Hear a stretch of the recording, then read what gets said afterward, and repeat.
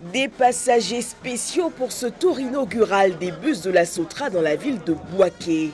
Si les populations ne cachent pas leur joie, le plus heureux c'est bien lui, le maire de la ville. Avec ces autobus de la Sotra, nos concitoyens jouissent désormais des mêmes commodités de transport et surtout de confort que les habitants d'Abidjan et d'autres grandes mégapoles du monde. Pour le directeur général de la Sotra, cette révolution du transport dans la ville démarre avec une première desserte de 4 lignes. Notre aventure à Bouaké démarre avec un parc de 60 véhicules tout neufs. Avec ce déploiement, la Sotra vient prendre une part active dans le dynamisme économique de notre capitale du centre avec la création de 500 emplois locaux, directs et indirects, sans compter son impact sur les autres secteurs d'activité économique.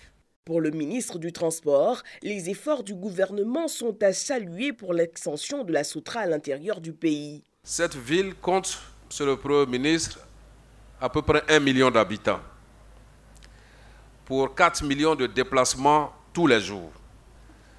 La ville de Bouaké compte 795 établissements scolaires, soit à peu près 300 000 élèves. La Sotra ne vient pas à Bouaké pour faire beau. La Sotra ne vient pas à Bouaké pour qu'on dise que la Sotra est à Bouaké. C'est un besoin important pour le déplacement des populations en termes de qualité de moyens de mobilité dans la ville. Mais c'est également un besoin en termes de sécurité. Amadou Koné s'engage au bon suivi du déploiement de l'entreprise. Avec lui, le ministre de la Sécurité qui insiste sur les dispositions arrêtées par le gouvernement pour lutter contre l'incivisme. Bouaké est l'une des villes où l'on enregistre le plus grand nombre d'engins à 2 ou 3 roues, en particulier les mototaxis. Cette catégorie d'usagers de la route fait partie de celles qui sont les plus impliquées dans les accidents de la circulation, avec malheureusement parfois des morts dus au défaut de port de casque, au non-respect du code de la route, enfin bref, à l'incivisme tout court. Il est temps, grand temps, de mettre fin à cette situation. Patrick Hachi ne manque pas d'applaudir cette dynamique nouvelle qui vient booster la ville avec de nouveaux projets.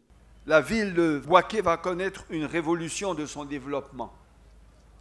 Avec l'achèvement de l'autoroute, avec la création d'une zone industrielle, c'est également bientôt le développement d'un pôle de développement d'aquaculture. C'est également, bien sûr, l'extension de son université. C'est également la réhabilitation de son CHR. C'est également l'achèvement du chantier de l'approvisionnement en eau potable de la ville de Bouaké, comme vous l'avez dit, pour un coût de plus de 173 milliards de francs CFA. Et je pourrais ainsi continuer et égrener tous les projets qui, au cours des 3 prochaines années, vont transformer totalement la vision de cette ville. Après Bouaké, plusieurs autres villes de l'intérieur du pays devraient elles aussi connaître l'expérience Sotra. Le succès de la Sotra à Bouaké, c'est ce qui permettra à nous qui ferons le plaidoyer et au ministre des Transports de permettre également que d'autres villes en Côte d'Ivoire puissent en bénéficier. Si ça échoue à Bouaké, vous aurez gâché la chance des autres villes. Et bonne nouvelle pour les usagers, sur 2 jours, les tours en bus seront gratuits dans tout Bouaké.